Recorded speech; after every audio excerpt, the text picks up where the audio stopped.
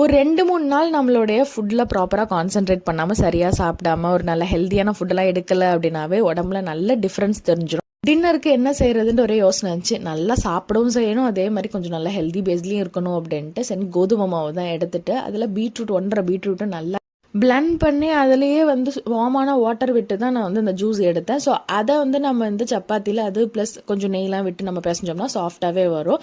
இன்னொரு சைடு உருளைக்கிழங்க பாயில் பண்ணிட்டு அதில் வெங்காயம், கொத்தமல்லி, கொஞ்சம் கரம் மசாலா, சில்லி பவுடர், உப்பு இதெல்லாம் மிக்ஸ் பண்ணி சப்பாத்தி மாவுக்குள்ளே வச்சு ஸ்டஃப் பண்ணி ஒரு தேய்ச்சி 2 தவால இந்த பக்கம் அந்த பக்கம் போட்டு எடுத்தா சூப்பரான ஆலு பரோட்டா ரெடி.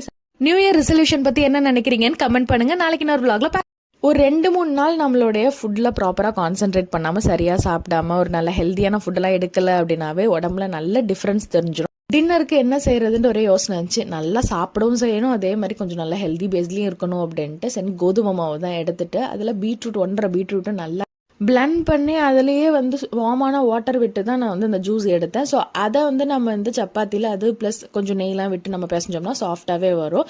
இன்னொரு சைடு உருளைக்கிழங்க பாயில் பண்ணிட்டு அதில் வெங்காயம், கொத்தமல்லி, கொஞ்சம் கரம் மசாலா, சில்லி பவுடர், உப்பு இதெல்லாம் மிக்ஸ் பண்ணி சப்பாத்தி மாவுக்குள்ளே வச்சு ஸ்டஃப் பண்ணி ஒரு தேய்ச்சி 2 தவால இந்த பக்கம் அந்த பக்கம் போட்டு எடுத்தா சூப்பரான aloo parotta ready. New year resolution பற்றி என்ன நினைக்கிறீங்கன்னு கமெண்ட் பண்ணுங்க. நாளைக்கு இன்னொரு vlogல